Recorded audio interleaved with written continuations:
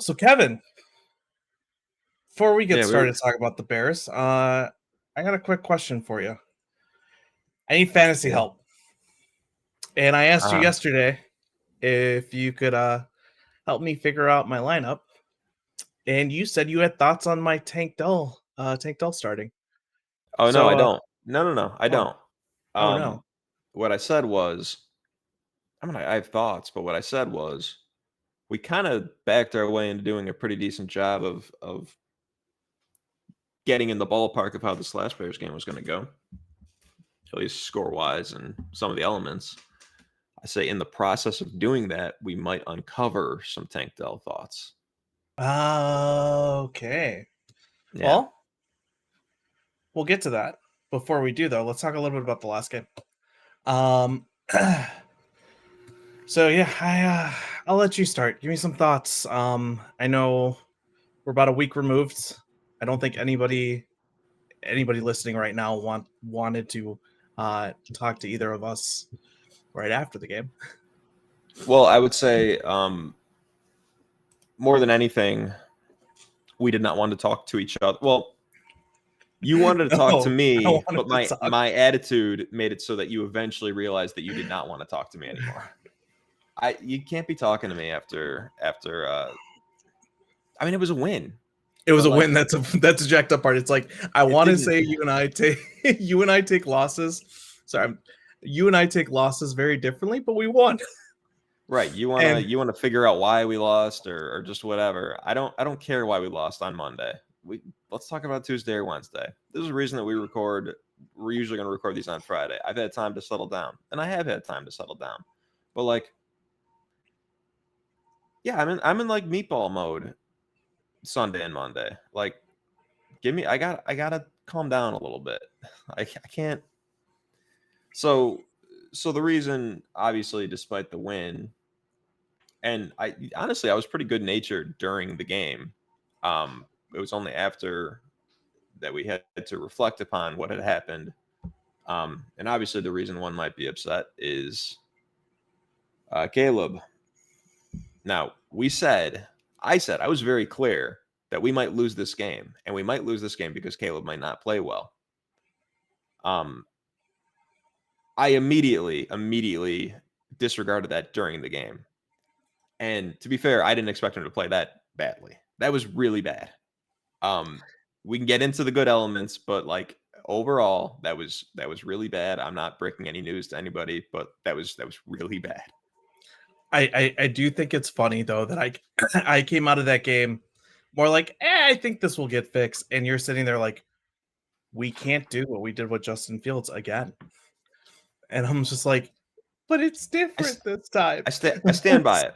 I stand by that because so I you know let's say the good thing about what Caleb did is we are fairly certain that he knows exactly what he's seeing on most snaps.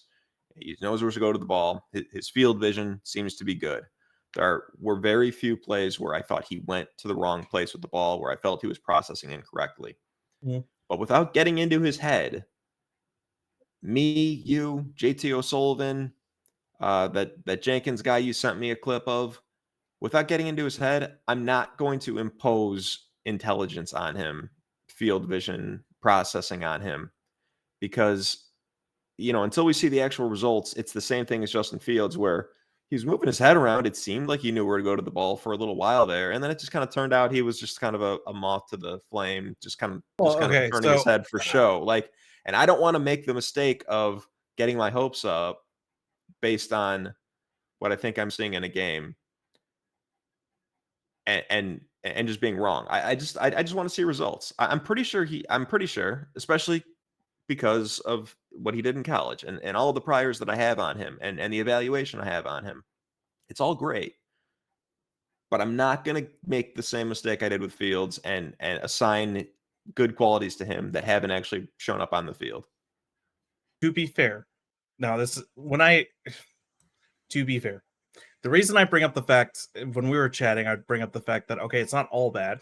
It looks like he is saying the right thing each and every time. He's seeing what's being called. He is saying correctly, right? is basically what I was saying. And the reason why I bring that up is not to say, oh no, he's some elite processor, right? It's to say we can't sit there and say it's all bad, right?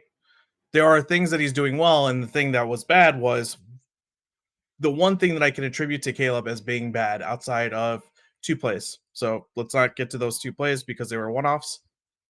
The 2 things that I saw consistently being, or the one thing that I saw consistently being bad was his accuracy. And to me, and I said this while watching the game, I think to you, is he looks like he's got some serious pregame jitters. And I think most people saw a lot of pregame jitters. Caleb, it's okay to admit that you get nervous. I want to say that you were, or if anything, you were just amped up to death. Yeah, I kind of believe him when he says he's not nervous. It might just be Nervous, amped. He might be doesn't have to be amped. the same thing as, just too not nervous to the point where you're, overconfident. So I Right. don't know. So the reason I bring that up is I want to attempt to understand what went wrong with that start, right? As we're watching it. Because if it's accuracy issues, specifically, it sounds like from his own testimonial, he was rushing his dropbacks, which leads to poor mechanics. If it's that, I have to think that, yeah, it sounds like it's just first game jitters and that should go away, but we'll see, right? We're still going to put it at we'll see. I'm not going to sit here and say, oh, he can't see the middle of the field. He doesn't throw over the middle of the field. He doesn't even see the field at all. He's not going through any of his reads. Like, all bad, I would say, is Justin Fields stands running, right?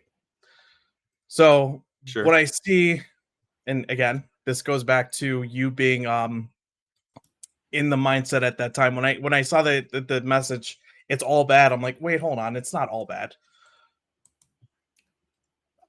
I think, but I'd say that there's not that much hyperbole needed to make my statement accurate. It was pretty much all bad. Results wise, I would agree. I want to sit there and figure out what the hell's wrong with this, because are these going to be so I want to know, is this Bryce Young, right? Are the results just going to always suck? Or am I good for next week? Is there a chance I could still be kind of hopeful, right? It's only Yeah. 1 week. You can't get anything out of that, but I will say that seeing what Caleb struggled with gives me a ton of optimism, in the sense that, yeah, that's probably a one-off. Maybe we'll probably see this a couple times, Yeah, right? so But I don't. I really want to I really would like to caution against one-off. Yeah, I shouldn't say one-off. There's absolutely no reason that we would not see it again Sunday night. Like, absolutely that could happen again. I True. hope to God not, but like, I was rushing my drops. It's not really, it sounds simple, but it's probably not as simple as just, well, I'll just go slower this time.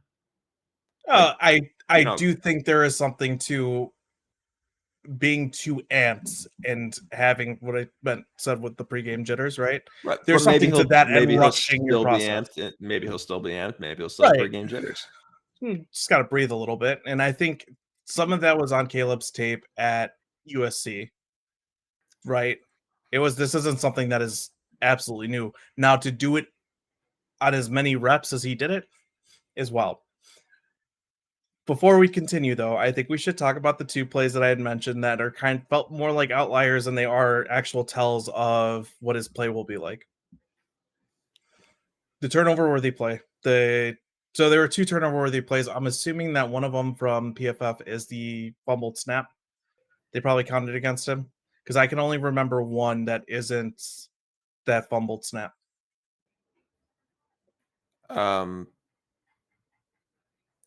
Maybe I don't The other one, I don't know. obviously was when he tried to drill in a ball that he had no right trying to drill in. Popped up in the air. Romo Dinze had to climb the ladder to get it. Rum fumbles it, and was it Tav who recovered the fumble? Yeah. Oh, maybe I need to watch it again. I'm not even certain that he had no right to try to drill it in. There was a safety that was closing over the top. A little risky, but it was also a pretty poorly placed ball. I think you placed that a little bit to the left, and it's fine. Potentially, I'm not going to disagree there. I think it was. I think again, it was a little bit more of an accuracy issue. But trying to thread the needle. But that's also the type of throw that he's here to thread that needle. I'm fine with it. I think the main reason I wanted to bring it up was, did you see the velocity on that damn thing? Yeah, the ball doesn't pop up in the air if it doesn't have some heat on it. He's Jesus. Not the actual main reason I wanted to bring it up. I felt like I needed to bring it up because we need to bring up the 2 bad plays. I just, again, that was a one-time. Potentially, you're correct. I agree with you. He might have been able to make that play, right? Um, but I feel like if I don't bring up that play and I bring up the next one, the sack, we're not doing justice to the complete game, and people are going to be sitting there yelling at it. I just don't think that is something that play is not something that I'm worried about. Would you agree? And it sounds like you do, considering the fact that you think he had a chance of making that. You're asking if the play that The pop Odunze the pop ultimately up. catches is Yep. something that I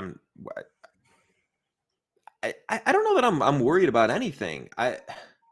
No, just I expect him to throw picks. I expect him to take bad sacks, and besides, I mean, that was his worst play, the bad sack, if we're being honest. that's where I was But going to go to next. but I'm not worried. He didn't throw any picks, so like what?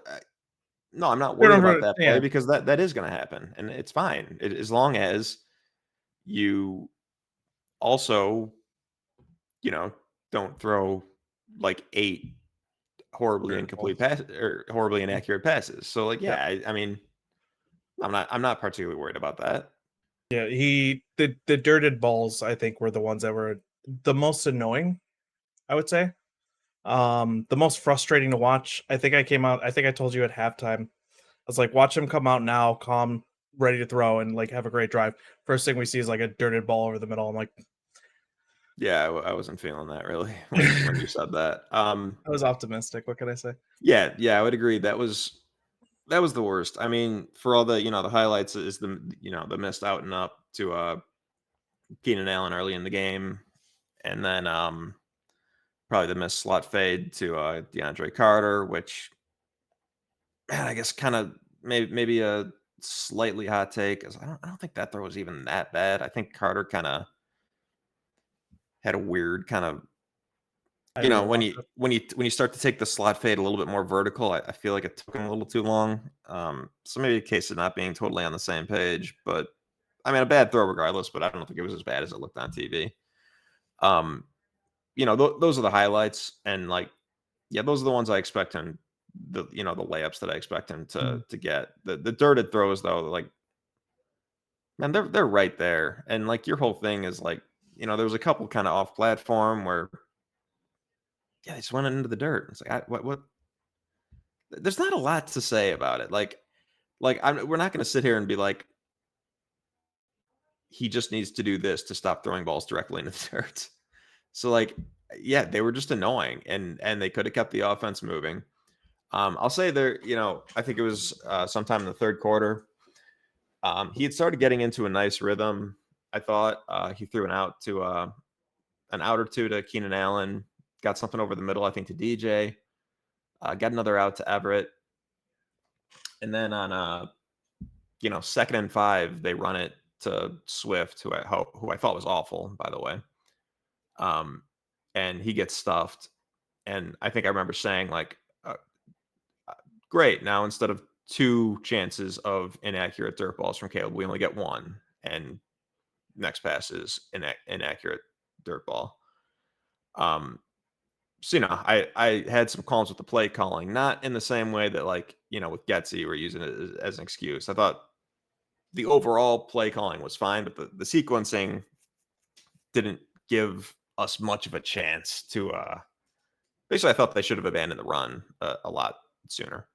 Yeah, you're jumping a bit ahead because I want to get into a little bit of the interior Well, offensive line as well as the play I'm calling. not. The reason I bring this up is there was a point where I thought they'd finally started establishing a rhythm, and I wanted them to continue to establish the rhythm. Open it, go 5 wide, or empty backfield, or some such, and let him keep throwing these little outs and see if we can maybe get another out and up type of thing. Um, it was just like the small spell of accuracy. Like I think they're probably their best drive offensively, and then it got kind of ruined with some poor sequencing by Waldron. I thought so. That was a plus for Williams. is what I'm saying. I do want to talk a little bit about that bad sack. Now, I think in the sense of Caleb, I think the one thing that I will say is those are plays that we're going to get, I believe, with his play style. Mm-hmm. Right? We're going to get those, I think, occasionally, probably once every couple games, maybe if not, I hope not once a game, but I would say once every couple games. Right? Yeah. With that said, I don't think this is nearly because I feel like with Bears Twitter, at least at the time, was very much so on sack alert because right now it's all about, oh my God, we don't want to take so many sacks because we're, recovering from what we dealt with Justin Fields. I don't want to say recovering in a bad way. Justin Fields is a perfectly fine quarterback. Bears Twitter that is evolved. When you say Bears Twitter, I would say I assume it's Bears Twitter that is evolved enough to understand when a sack is a quarterback's fault. Yes, it seems like. So there were some people who I think were like, oh, if you guys haven't noticed how many times I think Robert Schmitz, I think, quote tweeted it saying, I don't think he's held the ball that long. Somebody was tweeting out, you guys haven't noticed how often he holds the ball for like 4 seconds plus. It's like, I looked at his time to throw after the game. I think it was like 275. 275, yeah. Yeah. Great. Great. Perfectly fine, especially for a rookie on his first start. Fantastic. Probably should have held a little longer. Actually, yes. Truly should have. Should have. Probably the rushing the process aspect of it got it that low. Now, obviously, like as he gets further in his career, I'm hoping it would be lower than a 275 eventually, right? But that's perfectly fine. For Caleb, you're gonna get for Caleb. I am not hoping for anything lower. Like that. That is what I'm basically targeting. I would hope the vision that I have is eventually within like year 3 or 4, he has that same. So like we're seeing it with Josh Allen a bit now, more I think over the last couple of years, and we saw with Patrick Mahomes a few years ago, taking what the defense gives you, right, and being Sure. more efficient. That will probably keep it down there if that's the case. If he starts to trend that way instead of the right now, I think Kyler Murray is more of a still more of an improviser creator than he is take what the defense is giving you. We don't, but right. that's I'm we throwing. we don't want to train the instinct to try to get a way out of him either. There's a needle to thread. Like obviously that was a bad play, but I agree. Sometimes that's going to lead to some really good shit. Right. That's a reason I'm bringing it up is we're going to have to live with that because it's going to lead to some really good shit, right? That's what we're hoping for. But there are going to be times where he can't escape out of it. Now, I will say this. That was on a screenplay. You got to dirt that sucker. You got to find a way to get the hell out of it and just take the sack shorter if you have to. Like, because on a screen, you have no chance of creating. Just don't. The whole defensive line is currently chasing you down the field because eventually those blocks get let up, right? So, like, good luck. I think on a play like that, I would say that which is probably why he got caught so hard there. In my mind, I'm not a quarterback. I've never been a quarterback. Don't you go into any given play just like what happens if my protection breaks down? Like what am I doing to avoid this sack? Like I feel like with how sack avoidance has been increasingly preached, I feel like, or I know Flus is preaching a little bit because he told Fields last year there was something like we're taking no sacks, no interceptions, no fumbles, something like that. So I know he's got it in the front of his head. The quarterback shouldn't be taking sacks. If I'm Williams, I don't know. I'm probably going into a play being like, this is a screen pass. I got to throw this right at Swift's feet. To be fair to him, you have the pressure right on you right away. And I think that makes it a bit different on how you react, right? We're human. Yeah, sure. I just like the great ones, the Mahomes knows exactly what to do if something breaks down most of the time. And it's just, I don't think the guy in his first game, I'm not saying that he fucked up that hard by not having that in mind, but no, but I do want to say this though. Mitch Trubisky would literally walk outside like that. Mitch Trubisky would sack himself at times. So yeah, you would think that they have this built in, like, hey, sack avoidance. But Mitch Trubisky would literally walk off the sideline with the ball still in his hand. It's like, dude, just throw the damn thing away. Like we've gotten. I think we've only just gotten to a point where throwing the ball away before running out of bounds I'm pretty sure Caleb's the first one that's shown me he can do it consistently of the quarterbacks we've had in recent history. That particular play, Mitch, with Mitch, the result is probably way worse. I don't know if it's an interception right to a defensive lineman. I don't know if it's just a sack even further back, running further back, but I think it's worse. JF, I'm willing to say, JF maybe gets out of that. Potentially. I mean, if he breaks the tackle, Yeah. there's a chance. On that note, on that same play, Coleman Shelton lets up. Was it Jeffrey Simmons on that one, or was it? It was Keandre Coburn, I think. It was that got Coburn. through. You're right. Let's Keandre Coburn come in way too quick. Nate Davis gets benched. I think going back to the film, just listening to some people, not me. It sounds like Nate Davis was supposed to help on that, and instead looked like a. I'm just gonna say it because I'm starting to get really pissed off by this shit. So, excuse me, a lazy sack of shit. We can go ahead and sword jar this. Yeah, you had enough time to find a better word. You I'm front porched not. it, so. I'm not. I couldn't. I just have to. He did. I'm starting to get. I'm seriously starting to get sick of it. As I think most of the Bears, most Bears fans have been. Yeah. So on the note of the interior offensive line, I do want to say this. Moving off of Caleb, any before we move off of Caleb, actually, I should ask any other thoughts on Caleb's performance? Anything else you want to talk about? I just, personally, I'm, my sphincter is going to be tight until the results are there. That's all it is. I'm Yep. not. My faith. If my faith was 99%, maybe now it's 98.5% because it just was that bad. But that's still a really high percent. It's not a huge deal. But until I see it, I'm going to be kind of on the edge of my seat watching these next games. I just need to see it. I need to. I need to not have to make the Fields type excuses. I need to say, well, this is all really good. Remember this game? And then the growth can continue to be nonlinear, but I need to see it clearly in the first 4 games. I think that's reasonable. If it doesn't happen in the first 4 games, I might lose my shit. Yeah. I'll be honest. Coming back to it, let's move on. Let's talk a little bit about the rest of the pieces. Actually, you know what? Before we get into the offensive line, let's talk a little bit about Shane Waldron. I will say I've listened to a couple of my podcasts over the past couple days, and I don't like the fact that the football nerds are already saying, I'm starting to think I might be out on Shane Waldron. I'm like, you jerks. I was literally on Shane Waldron only because I felt like you guys were with him. And I'm like, 1 week, and some of you already started to say you're out on Shane Waldron? I had some complaints, but they weren't like Getsy level complaints. And I don't know, man. You do you with your podcast, but I need you not to bring that podcast energy in here. We gotta be coming with our own thoughts. I'm just throwing that out there. Throwing it out there, and that frustrates me. Sure. I like I said, I thought the sequencing was it left a lot to be desired at times. I thought he should have abandoned the run a little bit sooner than he did. I thought the priority should have been to get Caleb in a rhythm in the way that Caleb, there were things he was things he was succeeding at.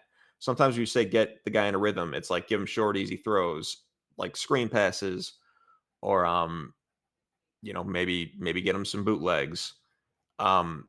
That's not what I thought he needed. I think Caleb just needed to be looking at the defense and picking them apart. Because again, there were glimpses that he was doing that a little bit. So that annoyed me a little bit, and yeah, it's just the sequencing. It was the timing of certain play calls that bugged me. I don't think schematically, like I didn't really see an issue. I think there was some. So coming away from the football nerds that I actually do trust, and coming towards other things that I've heard, a lot of it sounds like, so away from the football nerds, so not a lot of it, but there was another complaint towards personnel usage. People were complaining. I think Cole Kmet had like 10 snaps, something ridiculously low. Yeah, that's I'm not gonna. yeah. That's bad. but I'm not going to complain quite yet. I want to see how things work out. I also think we're going to be a team that's in a lot of 11 personnel. But do I Man, want Gerald Everett to be my 11 personnel tight end all that often in comparison? Like, at best, do a 50-50 split. I get he's got like, maybe slightly better movement skills, and that makes him more of an 11 tight end in theory, but like I just think the totality of Komet is just clearly better. Yeah, I'll complain a little bit about that. I forgot to think about that. Yeah, that does suck. Like, Also, you look at our running back usage. I think you and I were both frustrated with Swift, right? Herbert got, I think, 2 carries. Travis Homer got like 4. It was something ridiculous. something like that. Bayless Jones got another couple, right? I don't know how any running back gets into a rhythm when outside of maybe Swift, when you're splitting the carries up that little to each one of your running backs, right?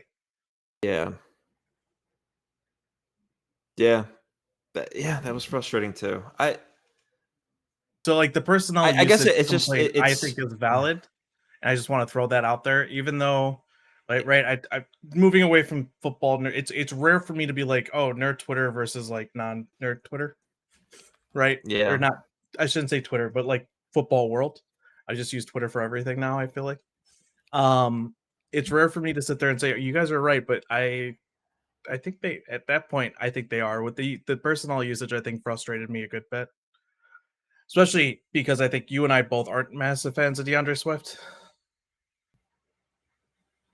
So like seeing No, him get and it was yeah, it was like worst fears with him on Sunday. He just,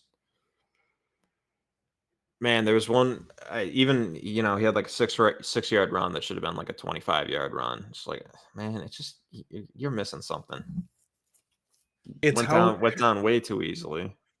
there were a couple plays. I think I texted you live during the game. I'm like, dude, how are you coming off your blocks like that? So you have his blockers got his back towards him. He's trying to cut right off his ass. And instead of cutting right off his ass, it's almost as if he trips into him. Like you've got to be able to take when you've got the small hold, you've got to be able to take the hole and get skinny and get through it. And instead of getting Yeah, skinny and getting through it, he can't. He just is unable to get. It's like he doesn't know where he is, like physically, if that makes sense. yeah, yeah. I think he could be useful in like a slightly more gadgety type role. Um, Mostly stuff going outside. You still got to go inside because you don't want your personnel to dictate where the run's going. But yeah, I want Herbert to be taking a lot more of those types of carries than Swift was, and yeah, there was the one drive where Homer got a couple carries and they were fairly productive carries, and I messaged you,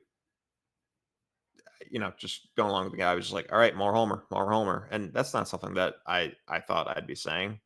More Travis Homer. But it's just like just anything besides Swift. Yep. Swift was an absolute drive killer, I thought. Yep. To be clear, by the way, that play was either outside zone or stretch. I'd have to rewatch the blocking scheme to figure it out. I'd assume it's outside zone. And he was coming off of he was coming off of one of our wide receivers blocking. Yeah. And I was like, dude, come on, you can't be taken down off a cornerback who's currently being engaged by one of our wide receivers, like on a block. Yeah. You've Just got to not be able to fit right. You've got to be able to cut off his butt much better than just that. not and just like not decisive in a straight line sometimes. Like you just gotta know when to go. So that was It's, frustrating. and Let's and and that I'm just saying that's not gonna stop in all likelihood. Um Yep. the commit that, like, I'm willing to grant that, like, so the the Titans defense, we didn't totally know what it was. Like I said on the last thing, there was some variance there in terms of some of the unknowns. We didn't know exactly what the new DC was going to bring to the table, and I thought, that DC did a nice job. And also he clearly knew what he had in his two big interior D linemen. Oh, real Um, quick. Credit to you on the Tavondre Sweat call out, and I'm gonna give myself some shit for uh, waving off a rookie like that, especially a rookie that we're both high on. And I do the man meat comment on that because Devondre Sweat's the last rookie that needs man meat in the trenches. Him and like Jordan Davis, obviously, when he was a rookie. Hmm. I feel like I said man meat last episode about him. Maybe I said it about someone else. I don't I know. don't know. I usually make the man meat comment whenever I'm talking about young trench players, and that would not have been a correct comment. I can't remember. So I just want to Yeah, give myself some crap, and then also say nice shout out. Sorry, continue. yeah. No, I did. Yeah, I liked Sweat. I didn't expect him to do that. Like, damn. Like, Yeah, I just thought he was going to be, a problem in that he's a large man and that we're probably going to have to try to go around him. I didn't think he'd be blowing up, Shelton or Dave or whoever it is on so easily. But then, yeah, obviously leave him one on one because we have to worry about Simmons. The opportunities were there and he took advantage, so that was no, good. But I would say just that the Titans defensively did a good job. So I think maybe, there's the case to be made that maybe Waldron did not know exactly what he was going up against, especially, he didn't know he was going up against. And this is also the first game with this team. And, his results in Seattle tell me that he knows what he's doing generally. So yeah, I'm not. I would say, I don't know. I want to see him. So D'Amico Ryans runs. We know what this defense is. I want to see how he uses his personnel when he knows pretty much exactly what he's going to be going against, and then I'll get worried if it Yep. still sucks. Now, and then under the interior offensive line, I just want to make a quick point. I think people are freaking out a little too much, specifically because you brought up the two defensive tackles and them knowing what they're doing with it. I don't think we're going to get a matchup that difficult on the interior in some time. I don't know if you agree, but I I mean, the think Colts the Colts in 2 weeks is going to be a bit of a problem actually for many of the same reasons. If both those guys are healthy, DeForest Buckner and Grover Stewart are nice, and I think they signed a third guy as a backup who's pretty good. But yeah, I to that not level of often at least. explosion and just massive man meat. No, it's not going to really rival the Titans. Yep. Um. Also, it sounds like Tevin Jenkins had probably one of his worst games. I don't know if that's something that I'm going to count on happening all the time, but he got his ass absolutely handed to him. I'm going to go back and say Coleman Shelton, the two really bad plays we saw of him were lack of support or his support hurting him. However, still not a great game. Probably perfectly The fine the for a tipped center. the tipped third down throw that was intended to the end zone that would have been a pretty easy touchdown to Keenan Allen. I put entirely on Sheldon, but there are ones that also look entirely on Sheldon that you're probably correct. I didn't watch the JTO breakdowns. I don't care. But I take your word for it. I take his word for it that I think I saw that one it before wasn't all they, him. and then yeah, it's. I mean, that pretty much covers the offense. I don't really want to. We don't need to touch on every single aspect of everything. I just want to quickly shout out the defense. I am sorry that I had a freak out in the second quarter about our defense. I should have never done that. Yeah, I do want to bring this up. So the run game, or the run defense in general, we would have to give a poor mark to. But I brought this up at the time, and I do want to say it on here because I think it's a good point that I have. Um, they gave up some chunk plays to Pollard, especially on one drive. It was irredeemable. I think they were thrown off because the Titans were going a little bit misdirection, There's also a and bit of and it and the that on that linebackers drive were. they had a lack of rest. I think on that drive as well. The second drive, if you're talking about the second drive in the second quarter, I'd say the the second entire long first drive, half. I'd say the entire first half that was a problem actually. yeah, Uh, uh, Being on the field a little too much, but yeah, the first two drives, um, the run defense was great, and the Titans looked like crap. And then the Titans kind of brought out some wrinkles that they weren't groundbreaking, but it definitely had the linebackers on roller skates, and Pollard was gashing us and scored a touchdown. He had some other good runs in the game, but I'll say this: if you can get a stuff and get the offense behind the chains.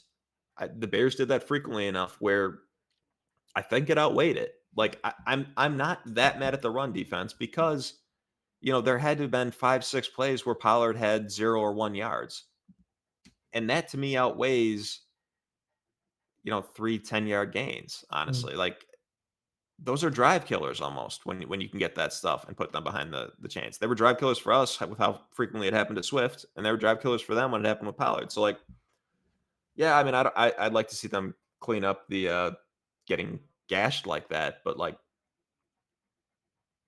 yeah, go get some penetration, get the stuff. I mean, that's honestly kind of a tenet of the Eberflus back to Lovey philosophy. It's like, yeah, we might give you a little something, but like once we get through and make a play, now you're kind of screwed.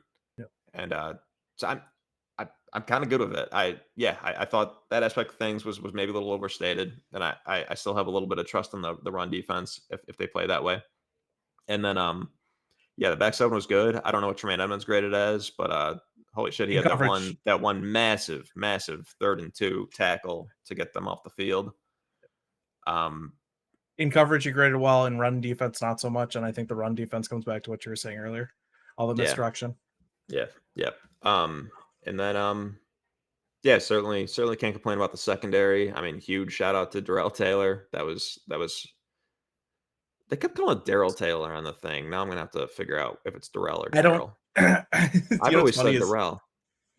I have no idea. I can't tell you. I don't know. I've But heard it I'm gonna both have to. ways. I don't know who the hell's right. I'm gonna hope that we go into like a press conference with him and then somebody asks him specifically. There's The one of the goats of the MTV challenge spells his first and last name the exact same way, and his name is Darrell Taylor. So I've always looked at that man and also said that is Darrell Taylor. So until I'm positive it's Darrell, I'm going to call him Darrell Taylor. But huge, exactly what we needed. Opposite Sweat, just anything at all, honestly. And that was good. I thought DeMarcus Walker played pretty well. Billings had a really good game, including in pass rush. Billings got them stuffs, and yeah, he had at least Yeah. one pass rush that I remember very clearly was good. And yeah, I overall the game. So yeah, defense I thought was really good, aided by Levis being a pretty dumb sack of shit, honestly. But when after Jonathan Owen scores that touchdown, I message you, okay, we need a 3 and out from or we're gonna get a 3 and out from Caleb here. Then we're gonna get a pick 6. And then I sent you a picture of Vicky Valancourt from Waterboy. And I gotta say, that was also an amazing call. Because it's not exactly what happened, but it's pretty much what happened. It was basically what happened. You could feel the classic Bears win happening once Jonathan Owens returns that punt, block punt for a touchdown. It was like, oh, we're just gonna do one of these. And then I sent to a bunch of people, no matter who's on our team, it's always just going to be this. When we win, it's just going to be this. Robert Mays, I think, put it best when he's like, it's oddly comforting because we live in this world so often. I have to disagree. It was anxiety inducing for me because I'm just so damn ready to stop living in this world. Well, that's why I would say I was in good spirits during the game, during the comeback, and it was a win. We should be happy about that. I was not it's great to happy get a after win. that win. I just But wasn't. but it's It great to is. get a win. It's hard to get wins. We objectively should be happy that this team that we have some playoff aspirations for got to win. And at the time, it is funny to watch us do another. The Cardinals 2006 game is obviously the one that is most comparable, but there's a ton of these where like we look like shit and then we just get like some weird thing that has nothing to do with our offense, and now all of a sudden we're back and it's like, all right. So there's I guess nostalgia is just the way you would say it. Like this will always, for whatever reason, no matter what new era we think we're entering, this is Bears football. It's just I what hate it it. is. It makes me feel like we're cursed. It makes me feel like we're cursed. I'll be honest with you. I hate it. But I don't think you can feel that way because it ends in a win. It does end in a win, but it doesn't end in a Super Bowl. It might end in a trip to a Super It Bowl. may have one time.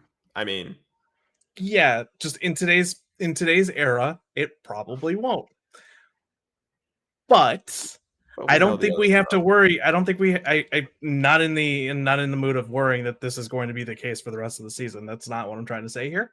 So thankfully, I still have optimism. It just really freaking sucks because of the I want to see it. I want to see it too is the issue. As much as I am optimistic, as much I'm like I think that game isn't a bad one for the offense. I just want to see it, but I do want to transition to the next game, specifically because we're Really talking quick, about the shoot. it just occurred to me. Josh Blackwell, down that fucking punt from Torrey Taylor. Don't screw with my prediction that Torrey Taylor is already the best punter in the league. That was an easy punted down on the 1 yard line. Yeah, Make Torrey Taylor look good. I don't want to see Torrey Cameron Taylor Blackwell. nearly as much, but get him down the ball. Yep. Transitioning over. So thinking about this defense, thinking about how well it played and how it's played very well for going off of back half of last year up until now. We haven't really played well against a good quarterback. And we played Jordan Love and we look like straight doo-doo against Jordan Love. I mean, the Packers just happens in a different universe than anything else. So I'm trying to think. Late season Joe Flacco, we looked good against. He still put up 300 yards and put up a vintage Joe Flacco couple. I want to say it was a couple interceptions, but I'm not 100% sure. Yes, it was at least 2. Yeah. I mean, the defense didn't lose us that game. I'll say that. I'm only giving us a little bit of shit. You're right. We did play well against Joe Flacco, but I Also, think we did give up over 300 yards. it is just It's Joe Flacco. I'm trying to think of a good performance against a good quarterback, and I can't really think of one. Which is why we're playing CJ Stroud. And we're playing CJ Stroud with Tank Dell, Stephon Diggs, and Nico Collins. And Joe Mixon doesn't do much for, I think you and I both said doesn't do much for us in the backfield, but they do have it looks like they have a much improved run offense. I don't want from those to be. last year. I don't want. I'm not afraid of Mixon. Maybe my famous last words. I just don't. I think I'm he's far not. less likely to rip off 15-yarders than Pollard was. Yeah, I'm not. He looks good in the offense. The run offense looked much improved. I think I'll say this. I think it'll be harder to stuff than Pollard. Yes. I'm a little worried. Because I think this is the first real test that they have to go through ever since we wanted to crown them as a quote unquote top 5, or if you're less ambitious, top 10 defense. Well, okay, let's start a little bit with worried. This is a night game in Houston. For all my skepticism, this is one that nobody expects the Bears to win. So the pressure should be off a little bit. The worry meter can only, in my opinion, go so far, right? Like, I feel like there's everything to gain and not a ton to lose. Well, if the defense gets cooked, you're losing a good bit. I don't want to see him get cooked. You don't want to see that happen. I don't know. How do you want to do this? We did a pretty good job with this last time. How do we want to? We want to start defensively. How we're gonna? Well, you're the one who I think came into this game more optimistic than I'm coming into this game. Now, I will say I think I have. So let's talk about bets real fast. I'm in for the CJ Stroud under 266.5, specifically because 266 yards seems like a lot to throw for in today's NFL. Don't ask what happened, but the past 3 years, it feels like we've been declining in passing efficiency. Yeah. I'm bringing up the just some stuff. That said, you combine the fact that the running game looks pretty good and our run defense looked a little sus for a good bit in the last game. With CJ Stroud being, potentially still the same CJ Stroud we saw last year. With Tank Dell, with Nico Collins, with Stephon Diggs, however long that lasts before he turns into a cancer in that locker room. Shots fired. I'm being a dick on purpose. I saw that face. The you Little combine all of that, and I am a close. little worried that this game could get away from us real fast. Now, Um, you and I talked last night, and logically, I think we stand up pretty well against them, right? I think the conclusion was okay, cool. What was it? Texans cap was the Twitter handle that I saw the tweet from that's like, oh hey, they're in 4-2-5, they're nickel personnel. This looks like a game we attack the middle. I'm like, okay, good luck attacking the middle when our two linebackers who are covering the middle I are don't know very what good in coverage. I still don't know what that guy was talking about. I truly don't know what that guy was talking about. Even beyond not necessarily understanding what beats the Bears best, I just his idea of how one would be middle of the field closed was just like, no, it's Yeah, it not. was 4-2-5 with with middle field closed. And Also, you're four two talking five. about it. I don't know why that's. I don't know why that He's was saying so notable to him either. we're in nickel personnel. I don't understand why that was notable either as well. Like y'all are gonna I be would have in said y'all are gonna be in 11 too. You got which one of those receivers are you keeping off the yeah. field? Like just odd. Like we're gonna match your personnel. All I defense is actually, gonna match your personnel. as much as I'd like to see some more Sandboard, 'cause Jack Sandboard's fantastic. I'm perfectly happy with you coming out in 11 personnel the whole game, and Yeah, unless they go heavier and then like bring in Sanborn, I guess. But like, why would it? even then, I do trust Kyler to play the run pretty damn well for nickel. It gets a little like yeah, but it gets a little Yeah, dicey. no, I Um, hear you. Come on in base, and I don't think we're in I don't think we're in a schematic disadvantageous situation with the players we have. Right? yeah. There's no like that's the one thing with our defense. Defense is a weak link system. I don't think we have a weak link. I think the weakest link that I think we have is Tyreek Stevenson, who is a perfectly capable link. He just sometimes can get burnt. I mean, do we want to count the safeties? Because like I think the safeties are probably weaker than Tyreek.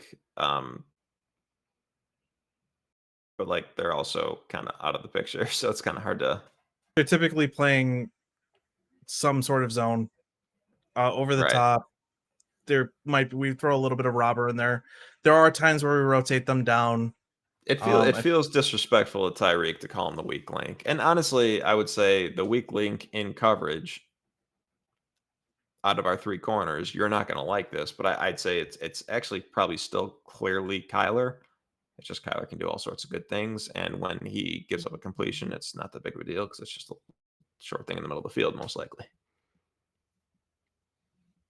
mean, you are going up against Tank Dell on the inside, right? Well, so Potential. I looked this up. I thought this was interesting. Tank Dell, 50 snaps He plays in outside week a good one, bit, doesn't he? 35 wide, 14 in the slot. Stephon Diggs, That's my boy. 33. Sorry. 33 in the slot, 26 wide. So, and I don't know if it makes a ton of sense to really worry about, which guy's going up against which guy all that much. What's happening is the Bears secondary going up against these three receivers. That's what's happening. But if you do want to get a little granular, Stephon Diggs seems to be their slot. That's wild. I knew he was playing more outside. I knew he played some outside last year. 5'8", Prescott, you know. But did not think the splits would be that apparent.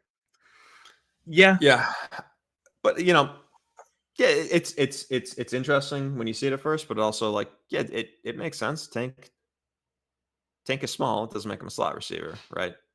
Yeah. I think it's the first assumption because you have to think about taking on press, right? But he Yeah, has ways to beat press that he's good at it. don't necessarily mean he needs to be physical. Um, It's like, am I in love with a potential Tyreek Stevenson Tank Dell matchup? Nah, I mean Tank's shiftiness could get Tyreek into some trouble. maybe a little over aggressive on cuts. Whoever Jalen's covering, I'm not worried. Jalen's going to Jalen.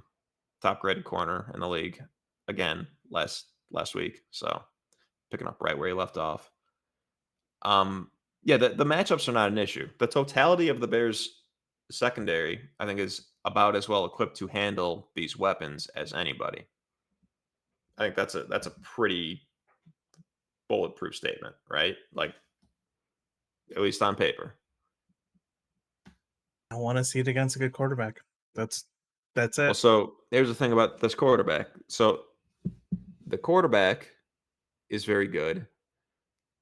Um, he's super creative. Um, as a He's creative about finding ways to push the ball down the field, even if, how do I say this? Even if the look does not say throw this down the field, he's creative about finding windows and finding holes to push the ball. He really wants to push the ball. We're not letting a ton over the top, but what we could theoretically struggle at, especially if Darrell Taylor doesn't show up again, or if Sweat fails to show up for a second time. I honestly don't think Sweat really did much of anything last game, at least as a pass rusher. I also don't I'm know if worried about. I their think the offensive line matches up well either way, because I think now for the second year straight, it's the lack of, and I'm pretty sure Stroud took, was it 4 sacks last week? Stroud does a lot more of sack avoidance, and the offensive line is really helping him, if that makes sense, over yeah this time yeah starting. But he's continue. he's good at that. I think their bookends are pretty good. I mean, obviously Laramie Tunsil's Laremy good. Tunsil, yeah. And Titus Howard on the other end. I don't. I hope we again try to match up Sweat on Howard, but I wanted Sweat to be matched up against Petit Frere last week, and Sweat didn't really do much. Um, Again, they chipped him quite a bit. What's my point? My point is Stroud is very good at hunting for holes in a zone. If we cannot get home, my biggest worry is that no matter how good we are at stopping these receivers, they cannot cover forever. My biggest worry is deep drops from Stroud and him finding holes. Thinking back, one particular play against the Titans was Levis had a lot of time to throw, and he found Ridley on a pretty deep, maybe 12, 15 yards out, and not out, kind of curl, I guess you would call it. It was a elongated curl, and Kinda Ridley like just the deep, was it a found a deep spot. comeback? No, because it came back towards the middle of the field. It was like a deep curl. It was also just run and find a hole in the zone is what it ultimately ended up being, and Levis found him. It was a pretty long third down Yeah, conversion. it was a 3rd and 15 that I think I was about to throw my phone at the wall at that point. Yeah, that's the stuff that, like, if Levis can do that, like Stroud can do that many times a game. So yeah, I would hope, I don't know, I would hope maybe mixing a little bit more man. Does that sound right? Or at least like a man or a zone match, something a little bit more so we can get a little stickier on these receivers. I think we already do. You and I might not be seeing eye to eye. I haven't watched last week's I tape. don't I don't I don't care about But scheme as much as you. If you're saying that they're doing it a lot, but I'm saying I can't. That was a spot drop. That was a spot drop ass play, that Ridley play, and we I don't need Stroud picking that shit apart. I don't want to see that happening. so I watched a cut up of us doing 3rd and intermediate, right? Because I wanted obvious passing situation, but where you still have to worry about the run. I did a cut up of us last year, and was very impressed with what I saw from Flus and what the coverages he was calling. It was very mixed, varied. Not a lot of spot drop, a lot more match rule, some zone match, a lot of rotations, a lot more rotations than I think I would have expected. Now that said, I know statistically speaking, if you look at the amount, so statistically in the sense of like how often do we do certain things, we're a little bit lower on that end, and I wonder how much of that is on the 3rd and longs, right? 3rd and obvious, like obvious. Um, and I should probably do a cut up of those situations to see if that's when we're going into, I don't know, any kind of like spot drop that might not be where you're really relying on your guys to get home in 2.5 seconds, because eventually, somebody's going to find a hole somewhere. Um, and I haven't done that. You might be right. in those scenarios. He might just like go into, okay, cool, let's just play a little bit more like I'm gonna use the term prevent, but in the sense of like preventative, not like prevent as in everybody deep, don't allow them to get a touchdown, but in like the oh hey, we're just we're trying to ensure that they don't get 15 here, right? Let's just get them into like a 4th and 3. That's fine. Whatever underneath is fine. Which sometimes I That would still say that gets dicey again when the pass rush can't I get know, home. and And that's the thing that worries me. so I'm curious if that is the case there. I can only speak to the cut up that I watched recently, and that was that one. I can't remember much outside of it. I didn't watch enough film last year. I was a little off on stuff. So I'll try to catch back up on all of that. I think by week 4, I'm going to do a cut up of this year's Bears defense on different situations so I can get an understanding of how Flus is thinking. But yeah, I mean, I could see that being a concern. I don't know if it is I guess my long-winded way of saying if it is or it isn't, because I've seen enough one way, but I haven't watched those specific scenarios that Well, you'd probably see stuff like that. the I guess just the far more basic way to put it then is we value coverage more than we value pass rush, but if the pass rush doesn't get home, then Stroud, especially, I think, is very capable of picking us apart one way or the Yep. other. Doesn't matter how good of a coverage was called. Eventually, a guy's going to get open if we give him 4 seconds to throw. Yep. Now, on that note, Juice Shrugs, I believe their center is out. Yeah, so that's some optimism. Now, I wish the interior pass rush had a little bit more going for it. I wish the best plays that we made pass rush wise. I, I, I don't want to be unfair because again there were those Taylor plays. There was that Billings play, but the best plays that we did is when we overwhelmed the right side of their line, or I guess it was the left side of their line.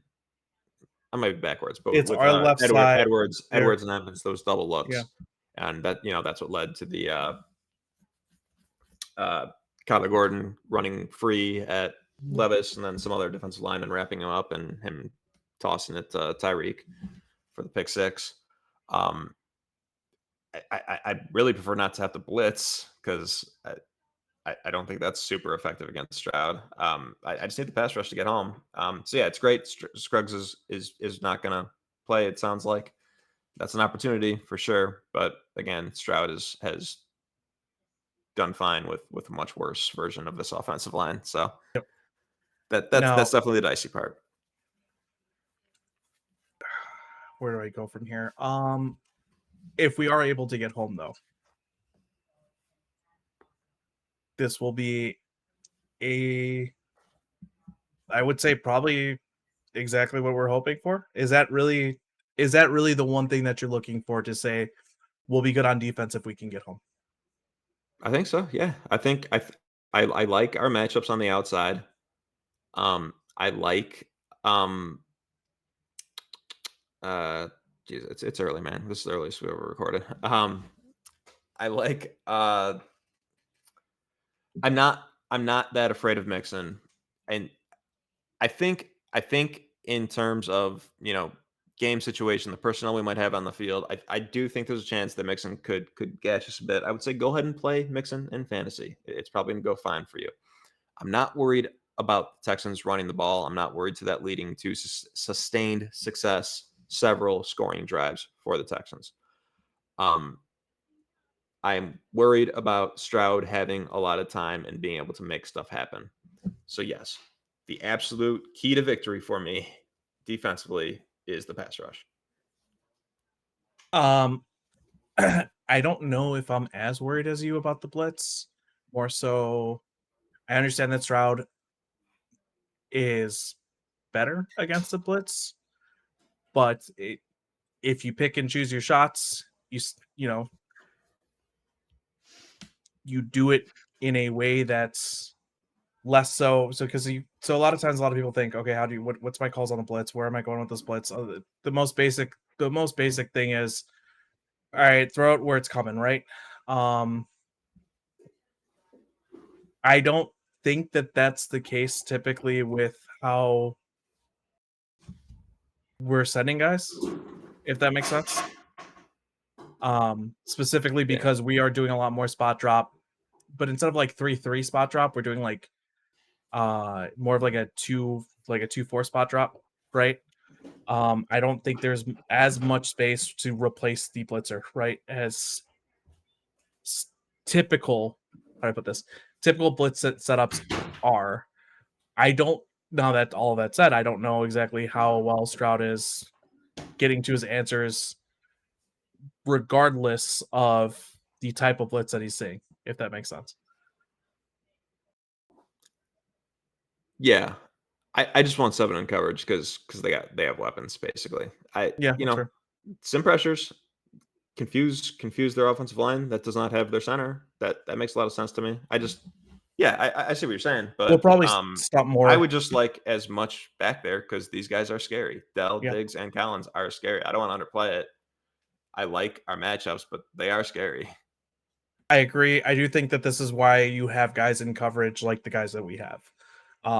Because you can trust them if I send a blitz to at least hold up for 2.5 seconds. A well-timed blitz, great. I'm not against it. I Yeah. don't want to have to rely on it to get consistent pressure I would agree throughout there. this entire Absolutely not. game. I don't want to pull like, okay, Flores is Because phenomenal, so I'm going to use his name, and I don't mean it in a derogatory way because I think Flores is fantastic, but I don't want to be Flores in this situation. I don't want to be just constantly sending heat right. and So relying on in that way. even that I don't I make it clear we'll never do Flores or anything even approaching. Yeah, Whenever we do of course. Bowles or any of these blitz happy guys, even right, we're even not going to be D'Amico Ryans. Like we're not going to blitz often, but I don't want. Basically, I'm saying we have to get home with 4 enough that the well-timed blitz is especially effective and is called in the exact right situation. Like That's fair. it all still kind of stems from that. Like once you get to a spot where we're not getting pressure and we're giving up chunk gains because we're not getting to the thing, now we have to blitz, and that just compounds it because then they know we're blitzing, and then they like Bobby Sloak's a smart guy. He's gonna have a counter to that. Like I think it really does in this particular game all come down to rushing with 4, and I think it'll be possible. And again, rushing with 4 again does not need to mean the 4 down lineman. It can mean some interesting, fun stuff. But Now, yeah, I do also want to throw out there if you are going to pull anything from like a Flores, please muddy up the front looks a little bit more. I'd love that. The Titans were doing it, and obviously Titans come from Mike McDonald, so big calling card of his. They were muddying up the fronts, showing things, not sending things that they were showing, rotating out. It was beautiful. It was actually really cool to watch. Um, would love some more of that on our side. and I do got to make this kind of clear. Um, Stroud is going to be good against that regardless. Stroud is good versus pressure. Like I don't want the takeaway to be like, oh, the key to being the Texans is just to get pressure on them. No, but like if we don't, he's gonna kill us. Like we at least have to try. Like I just want Yeah, that to be clear. I'm not saying get pressure on him is the answer. He's very good against pressure, but like you right. have to do it. You have to do it to He's give still us less efficient against a better pressure than chance. he is against clean looks. Let's be clear here. Every quarterback's going to be better when they have a clean look than when they're going up against Yeah, pressure. it's Some kind of an quarterbacks don't it's regress as much against pressure, hence them being good against pressure. yeah, it's kind of an obvious statement, but I would say the reason I'm harping on this is because these receivers are scary and it's going to be hard to Stroud's cover cerebral. them for a particularly long time. Stroud is much more cerebral as a quarterback than I think you would expect from a second year guy. So Yeah. if you're not getting home, eventually he's going to figure out a way to pick you apart. I totally understand that part. Let's go on. Um, let's move to the other side of the ball. Let's flip it up. I don't know if we've really come to a consensus here. It's just basically, hey, let's get some pressure. I'm not as worried there. I'm more worried about the run game. Joe Mixon doesn't scare me for like explosives, but it does scare me that they're going to be ahead of the sticks all damn game if we show anything like we showed in the middle of the Titans game last week. They're going to be ahead of the sticks all game. Their success rate's going to be incredibly high. They're going to find themselves in third and short. It's going to put us in a lot of disadvantageous situations. They're going to be Yeah, so converting. That scares me. I hate to repeat myself, but I don't really agree that that's what happened against the Titans. I think No, during the second. Hold on. I said the run game against the Titans is the reason why I think that they can do that situation. I'm not trying to say that that's what happened against the Are Titans. we on offense now? No, I'm flipping us over in a second. I'm going to flip us You're over talking in a about second. Mixon. I'm talking about Mixon. I am worried that they're going to have a high success rate, right? They're not going to be explosive, but they're going to stay ahead of the sticks the whole time. And if they stay ahead of the sticks the whole time, that puts us in a disadvantageous situation. So Yes, I agree with you that I don't see Mixon going off like Pollard did for like 15-yard gains. However, I think that they're a better running team, right, than they were last year from what we saw at least last week, right? Now, to be fair, they were not very efficient running the ball the year before. We're going off of a Yeah. 1 week sample. If they continue that 1 week sample, right? And our defense didn't just get better against the Titans halfway through, and that was just a blip, right? Let's say that's not just a blip in the middle of the game, right? Now we're talking about the Titans having high success rate in the run game, leading them to being ahead in the sticks, leading them to being in advantageous situations on offense, disadvantageous situations for us on defense, right? That's what scares me. How is the game script going to unfold? Because of the little worry that I have coming off the Titans game that, hey, we weren't as great against the run as I expected. And it's really sad that, like, I hate to come to this point where I'm like, stop the run. Because I still think you stop the passing game first, right? You stop explosives ahead of anything. However, Sloak wants to run. Slowick loves to run. I mean, they ran the ball, I think, at the highest rate last year than any other team. Yeah, First and second down, especially. I see what you're saying. Basically the opposite. Like where I say, against the Titans, it was ultimately fine because we got so many stuffs.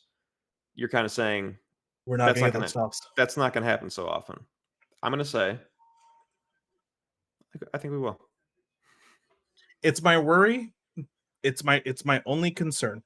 Because I think if we're able to not allow them to get ahead of the sticks, our defense will do fine. I Uh, think it's gonna be like the Titans, where, and we're not gonna get as many because we got a lot. But I think it's gonna be similar to the Titans, and there's going to probably be entire drives where we want to pull our hair out because it is the Joe Mixon show for some reason. I think ultimately that's not going to lead to that many points. Is where I come down on that. You know, if the Texans running back was God, I'm trying to think of a explosive running back who doesn't get stuffed often. There's not very many good running backs in this league. If the Texans running back was Khalil Herbert, I think I'd be a little more upset, or I'd be a little bit more scared because he can rip off the 10-yarders, and it's unlikely he's going to get stuffed. Mixon's looked a little slow in recent years to me, and you know the interior offensive line for the Texans is not amazing. And I just think if just cause a little havoc up front, and I think we'll be able to get them behind the sticks often enough that it'll be in Stroud's hand. Which again, I don't want it to be in Stroud's hands either. But I think I'm not super worried about the run game personally. And that is not the same thing as saying that the Texans will not run the ball 18 times for 100 yards and that will look bad. But I think in terms of efficiency, I think we can still get them. I think I have Joe Mixon over on attempts on one way the parlays that I put in recently. Mixon over on attempts. Probably 16, 17 and a half. Yeah, it's around there. I'd probably go over to as well. Yeah. Yeah. So hopefully you're right. I agree. The last time I had a good bet when we were recording, we recorded too damn long and I couldn't get the fucking bet in. And the bet would have hit the Christian Watson touchdown. I do want to get that bet in. I like that bet. Luckily, I have time. So let's flip over to the other side of the ball. Yeah, there's not much to talk about here as much because there's so many unknowns, right? Like in terms of what the Bears offense is going to look like. It's we obviously can talk a most bit contingent about on one particular thing. Caleb. Right. We can talk about the Texans defense a bit. Good set of edges. I love me some Derek Stingley as well at corner. Jalen Petrie, great nickel. right? Not really sure. I think we talked a little bit about their linebackers last week. I don't remember if it was during our recording or it was after when I had to be like, "Why are you so much lower on the Texans than I am?" That was Um, after, yeah. was it after? Okay. So we talked a little bit about the linebackers last week, off screen. I don't know. I mean, I know Henry Toe. I don't know jack about the other two guys. Well, um, Well, I know Aziz Aziz Ashir. Al-Share Sorry. is he's established. He's fine. Yeah, he's He's fine. a pretty good player. He's I mean, there's not a lot of competent linebackers in the NFL, and he's probably competent plus, right? Yeah. I don't know anything about Jake Hansen, is what I should be saying. I don't think he plays very often anyway. I think they're an 11. I don't think much is going to happen outside of 11 and nickel in this game, to be honest. Now they have Kalen Bullock, USC, right? Um, Bullock at safety this past year as a rookie. I was high on him. I don't know how he played last week. I'm sure he's doing fine. Let me just Um, look at the grades real quick. I hate using one grade samples, but He's not even listed as a starter, so I don't know. Looks like they used I can't remember his name. Eric Murray. More often than they used no, that can't be right. our lads is off if that's the case. Yeah, I'll track it down, but go on. And then they also have Kamari Lassiter. I would say if that's your weakest link at cornerback, you're doing pretty well. I think. Strongly disagree. See, I don't. Fair. I'm not gonna take it away from you. I think that's a solid corner, considering the. I mean, you're talking about having 3 deep, and if you've got Jalen Petrie, Derek Stingley, and then Kamari Lassiter, that's a pretty good set of corners. Okay, Right? looks like Bullock and Murray platooned last week. Bullock put up a nice grade, 82.3, but one green sample. He's a rookie 3rd round safety. I like him just fine, but I don't really care about him.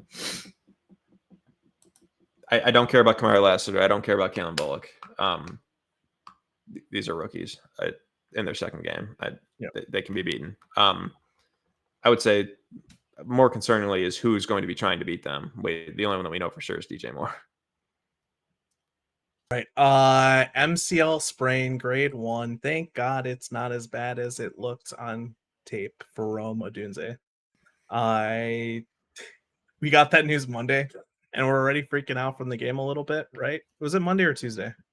I want to say Monday, right? That was Monday. Yeah, that's what Right. I was willing to communicate with you a little bit, and then when that happened, I had to straight up say, like, man, We gotta stop. you got to stop talking about the Bears. It can't be depressing me in real life. Like, I have to work.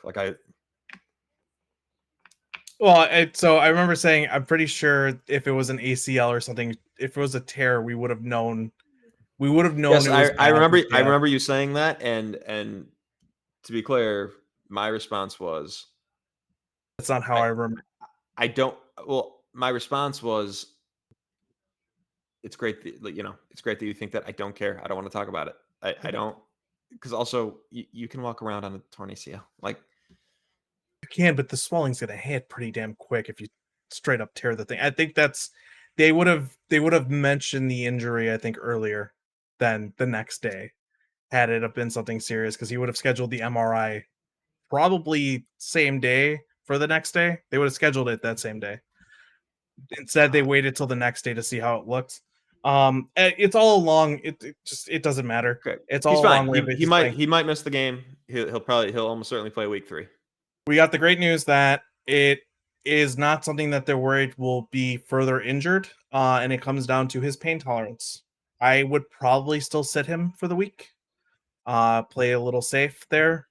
Also, I think we said it was a heel for Montez Sweat. I think that's Keenan Allen's dealing with the heel injury. Sweat was the toe, and I said heel Yeah, toe when we were talking about them.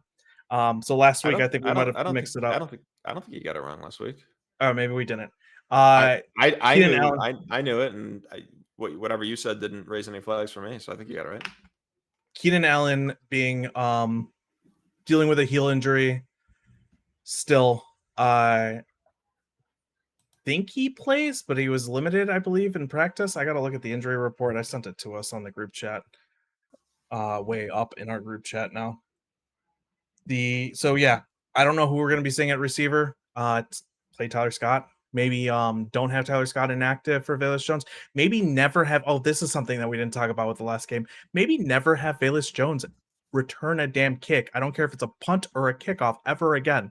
How about we don't trust his hands one bit anymore as a pass catcher, as a returner, at all? In the 4-minute offense type deal at the end of the game, they threw him a little. I think the play that the Rome got hurt on was just kind of a jet bubble motion, something like that, and got it out to Velus, and the man caught the ball. So I think we all have to eat our words. No, I still trust my hands more. He caught a ball. I trust Juju Smith-Schuster's hands more. Juju Smith-Schuster has good hands. You're pissing me off. His whole thing is that his hands are great. He just made a bad play on one play that you saw. It's the only thing left in his skill set is that he can catch the ball. I just love how much it pisses you off. It's great. Going back to it wouldn't piss me off if your criticism was correct. Maybe I want it to be incorrect because I know it pisses you off. He's such a special boy. I love him. He's such a nice boy. I hope the Chiefs don't cut him. I hope he gets another ring. He did not participate, Keenan Allen. So no, he wasn't limited in practice. He didn't participate at all, which is somewhat of a step back, I think, from the last week. Yeah. Oh yeah, no, he definitely some sort of step back has happened here. The Twitter injury doctors seem to be 50-50 at best on both Rome and Keenan. That's the problem. So we quickly went from a receiving core that we're all very excited to a receiving core that's potentially worse than last year, in this game at least. With so what do we obviously DJ Moore, and then what? Scott's R2? Who the hell's R2? If both of them miss. So Scott would obviously be active, and I have to think that the only reason he was not active was special teams reasons. I got to assume Scott steps in as the 2. I got to assume we probably got a Colin Johnson practice squad elevation. If both miss, or honestly, if either miss, why not just do it? Yeah, it's pretty bad. Like if Rome and Keenan don't play, like all my optimism for this game, which I guess spoiler alert, I've been pretty optimistic about this game for a while. I guess I kind of said it last week. But yeah, my optimism would go out the window if those guys can't go. So there is a concern there. Now that said, on the Texans defense, their interior defensive line is not like this is a major step back from the Titans IDL to the Texans interior. From very good to very bad. From one of the best in the league to one of the worst. Now that said, we also flip their edge. I brought it up earlier. Their edge play is fantastic with Danielle Hunter and Will Anderson. So yeah, I trust our tackles a lot more than I trust anything else. Yeah. So I on that point, obvious key to victory is Caleb getting his shit together on offense. But let's say that's a given that he's going to play like a normal quarterback.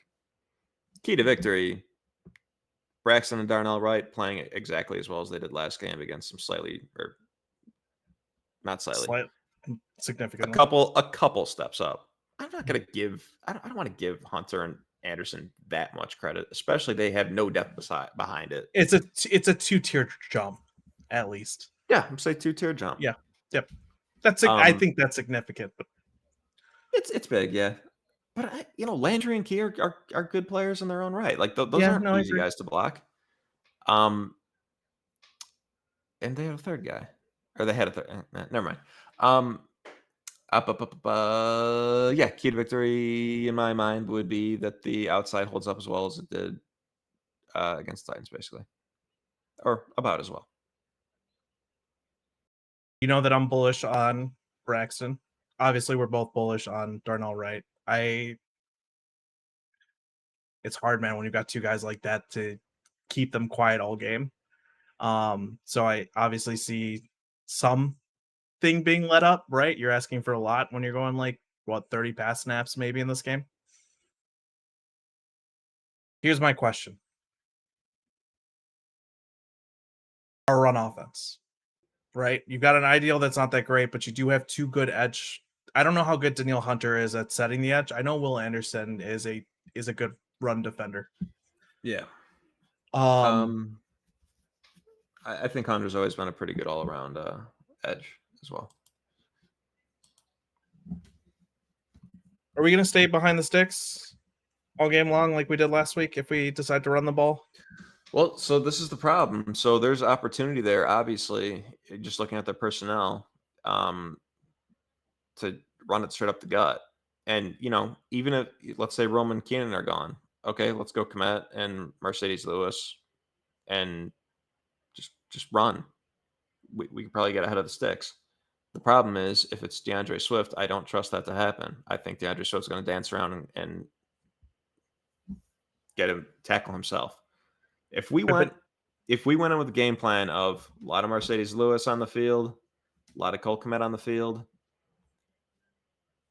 and a lot of Kari Blasingame on the field and some boots off that, I'd still be pretty happy if the running back was mostly Khalil Herbert. Are you asking for some 22 personnel?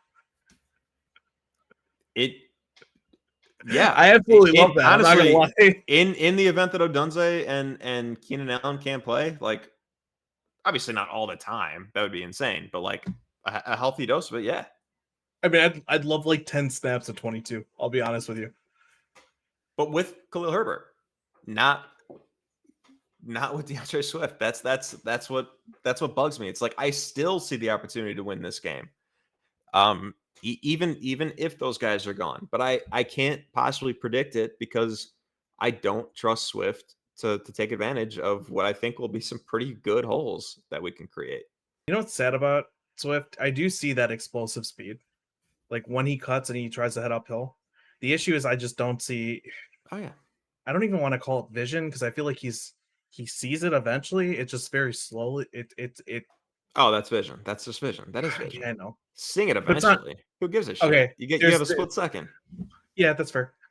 There's a difference though between how I thought Demo lacked vision versus say like Swift here, right? Demo would just straight up, I'm gonna barrel my head and just run into my guard. I don't care that there's a hole like 2 feet away. Yeah, but at least he did that because he was powerful. Swift basically does the same thing to me and goes down immediately. Like I think it is the same thing. I think Demo's just better. There were times where I saw Swift better try at to running cut off up, a block, running in a phone booth because he at least can power. Swift can't do that at all. And in my mind, there were times where I saw Swift try to cut up off a block through a hole. It just felt like, it goes back to the example that I gave earlier. There are a few examples just like that where it's like, dude, you're basically running into your blocker instead of running off your blocker. So yeah, similar in the sense that like Demo would put his head down, but there was a hole there, and it's just like, dude, you don't understand. Do you not understand your side? Like, do you not feel your person? Does that make sense?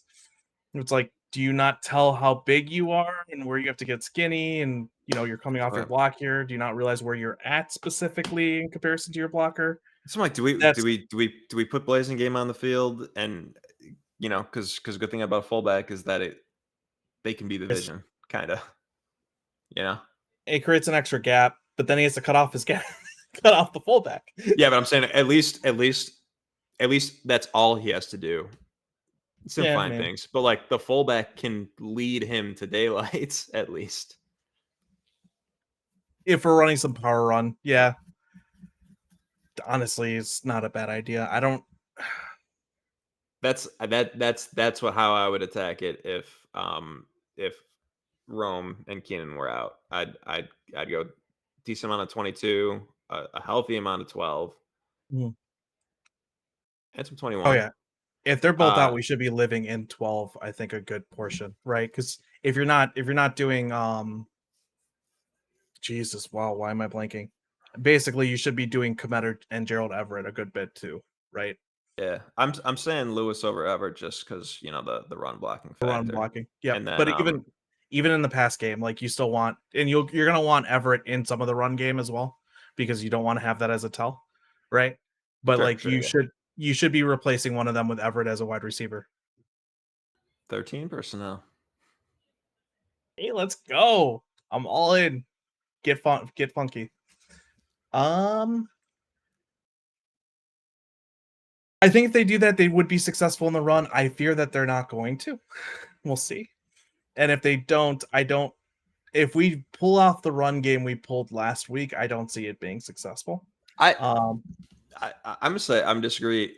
I think if their hand is forced, I think we absolutely are going to see that as long as game script makes that possible. I think that is what they'll try to do. I think it'll be unsuccessful because DeAndre Swift is a bad running back. That would be my take there. coming off week 2 with the hot takes on DeAndre Swift, both of us. He just sucked. He was. I thought We've had this take. Caleb Williams was a disaster, and I still think DeAndre Swift was the worst thing I saw on offense. See, disaster is a strong word. No, it's not, man. No, it's not. All right, coming to the pass offense. Obviously, throwing the ball accurately is still, even if you think it's fixable going forward. This is the semantics that we keep running into, and I can't imagine your side of things. Even if he's seeing the field correctly and he's throwing the ball inaccurately, it is a disaster to throw it inaccurately that often. It has nothing to do with going forward. It means that particular game he played disastrously because almost every single throw was bad for one reason or another. Coming back to this game, on the note of avoiding disaster, I think as long as the accuracy issues are minimal, this right? Got nothing to say. He knows I'm right. I'm just we're so close to finishing at like an hour 45, so I'd love that. Coming back to it, if he throws accurately, right, even with the wide receivers out, and the game script doesn't kill us, and we're not behind the sticks a majority of the time, right? Let's just say we're halfway there, right? It's not ideal, but it's fine. I do think if you fix those accuracy issues, even with the wide receivers being out, Caleb understands how to distribute the ball well enough, right? And hopefully you see some flashes. Yeah, but he's really reliant on the receivers being on the same page as him now, and I mean these are some pretty dumbass receivers. Like I want to see Tyler Scott on the field, but I don't trust Tyler Scott to be where Caleb Williams wants him to be.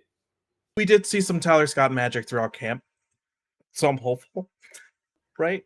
I'm not super optimistic. I do think that DJ Moore eating a little bit. Granted, I don't know if Derek Stingley's gonna like. I don't think Derek Stingley can shut DJ Moore down one-on-one, but like if he's the only thing to worry about, then Stingley plus literally one other thing is going to be a problem for DJ. Right. That's kind of where I'm going. I do think that like you still have Cole, you still have Everett.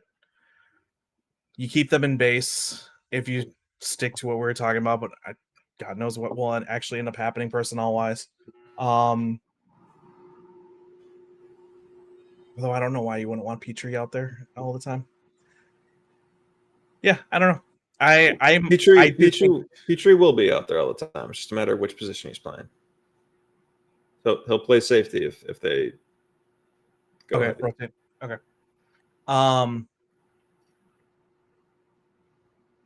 Yeah, no, I don't know. I said that with a little too much confidence, but I'm sure. I'm fairly sure you're right. I'm fairly sure you're right because he played a lot of safety last year. Yeah, no, I don't know. I think that if we can fix those accuracy issues, we'll have an efficient pass offense. I would hope for an explosive one. We left some explosives out on the field last week. Probably plays right into the same hand for the Texans when you consider what D'Amico Ryan says. We'll probably be able to find some explosives if we catch them. Right? Yep. I just got to connect on them. Really, please connect on those explosives for the love of God. I mean, you really want to draw up some cover 3 beaters? There's plenty of them, and I think Waldron comes from a coach who has a whole bag of them, and I think Waldron has them as well against Ryan's. So there's All right. that. So yeah, I think I am optimistic, but it really does come down to Caleb. You're right on the passing side of things. Sure. So I don't feel like we've got into the same conclusion we did last week after talking about this. No, Because it's I so will much say of it. we did skip kind of your Tank Dell question. I'd play him over Worthy. I think Tank can pull a double move or two up against Tyreek and get free. I'd be a little nervous to bench Tank. I can't find my phone. I think I have Yahoo open up I here. like It that wasn't Tank is playing outside as frequently as he is. If he was playing in the slot, I would have said bench him. I like his outside split. I think I'd probably use Tank. right. I think I also had a couple others though. I think Worthy was one option. The other I think options Worthy. I think were I'm benching Worthy for probably Aaron Jones. right. I also have it's not this league, it's the other league. I was also looking at Aaron Jones and JK. You'd bench Worthy for Aaron Jones and I then think probably so. not go with Dobbins. I don't feel like Dobbins is getting enough carries to rely on him fully quite yet. They'll However, probably give him an uptick after last week, but yeah, I think my answer is Jones and Dell. I think Worthy's in last place. Those guys. there's a part of me that was going to go Dobbins and Jones over both Worthy and Dell. I don't think that would be a terrible decision, but I could just I don't know. I like Dell being on the outside, and I could see him crossing Tyreek up. I love Tyreek, but Dell's not the type of receiver that I necessarily want Tyreek against a lot. I'd agree there. And prediction time. Yeah. So this is multi-pronged, I guess, because it relies on so many unknowns for the Bears offense.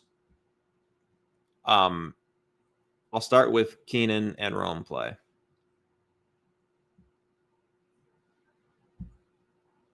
Bears 23, Texans 20. I don't think both of them are going to play. If neither of them plays, Texans 31, Bears 16. Like we're gonna get behind a game script too bad if neither of those guys play, and then split the difference with the Texans win if just one plays, something like that. I think if both can play, I truly do trust our defense to limit Stroud enough. I trust how multiple we could be, the multiple ways that we can win on offense, and I don't know, something about Caleb coming off as bad of a game, the pride he has, the amount of work he's probably put in this week. I don't want to bank on it. I'm not going to be I'm going to be very mad on Monday because I just am mad on Monday if it doesn't work out. But by the next record, I will have calmed down if he's bad because it's fine if he's bad. It's a Sunday night game in Houston against what is probably a pretty decent team, pretty good team. But yeah, I could just envision Caleb really getting up for this one and himself not being the issue. So, if both guys play, I'm still going to stick by it. Bears win, but I think the realistic thing is Texans by 10 to 15, something like that. I think the Bears cover. I'm not going to do the multi-pronged thing. I'm just going to say it's so contingent for me. I hear you. I also think that I would hope as a play caller you can understand, and this is something that Shane Waldron has shown is like, hey, this is the part that I think I trust him more than say like any of the other play callers we've had, which is a low bar. But understanding your personnel and using your personnel the way that you're supposed to. So I do think that going into it, he'll limit the damage of losing both of them. So I'm not going to go as far as to how do I put this? I'm not gonna go as far as to do multiple predictions. I'm just gonna have the one.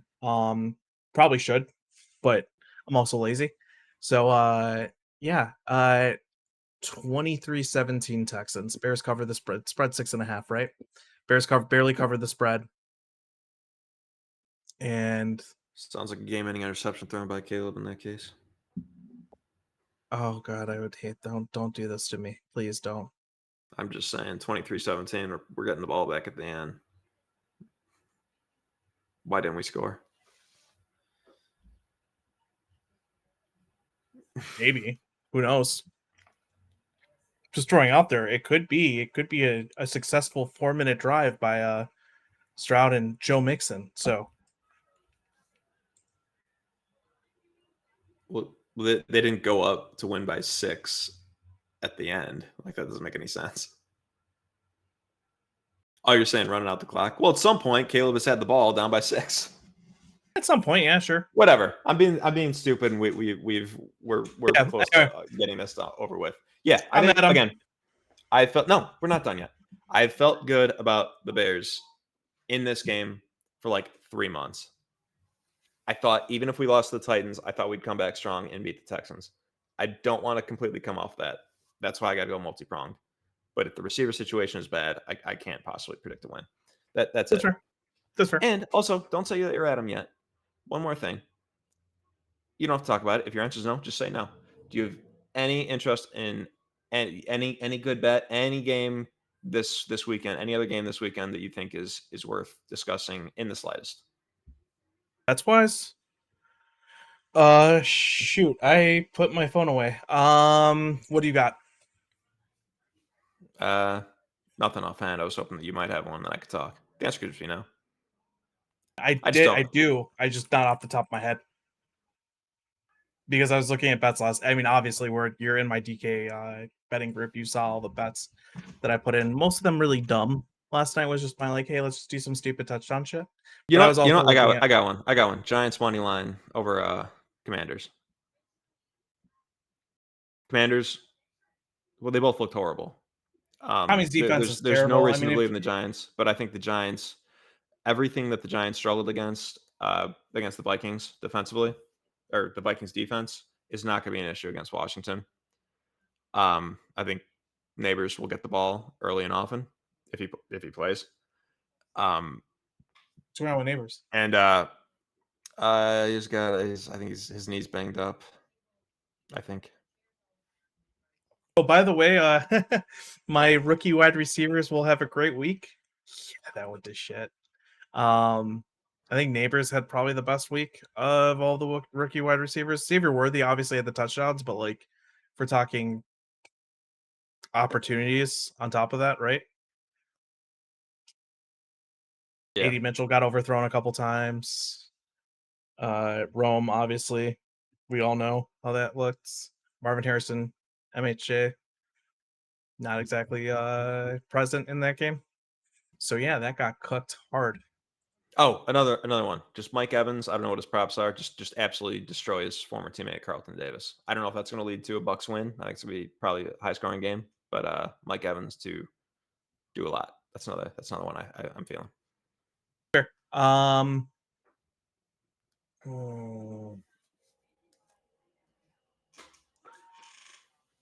want a Chris Godwin touchdown. He doesn't get enough. Yeah, I mean, I think the Bucs are going to be able to do well against the Lions offensively, and also Bowles is going to throw a lot of crap at Goff, and Goff is not good in a lot of craps thrown at him. So, right, I just also mild upset alert. I guess I would say. I would disagree. Would love to see it. Specifically because the matchup last week for the Bucs wasn't exactly one that I can really pull much off of.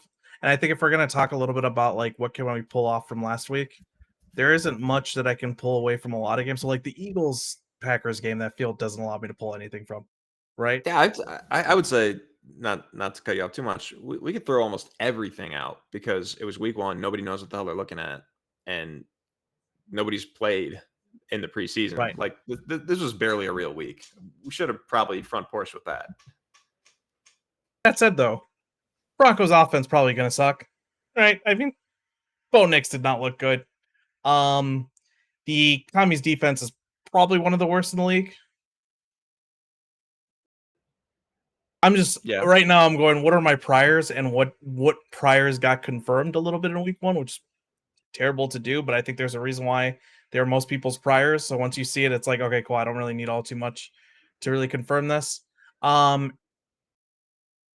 worry about the Bengals offense. Bengals always start off slow, so that's probably not something you can pull off of it. And there was one other thing that I wanted to bring up, and I am blanking really hard. Oh, also Deshaun Watson. Karma sucks. You know what's great for us, It's but about James time, baby. hell yeah. Anyway, got anything else before we wrap this up? Nah, I've kept this long enough. I just gotta talk a little bit about the rest of the league, tiny bit. Yeah, I'll have more thoughts next week. And also when it's not the earliest I think we've recorded, I am not a morning bird. I did not drink enough of this. So You gotta get on that Skittles flavor. I don't think I've had the Skittles. It's not a C4, it's a ghost. You gotta do I the said Skittles C4 C4, though. I said C4 on the chat. Skittles C4 is good. Cool. So I'm Adam. That's Kev, and this has been Virginia's DM. Bye bye.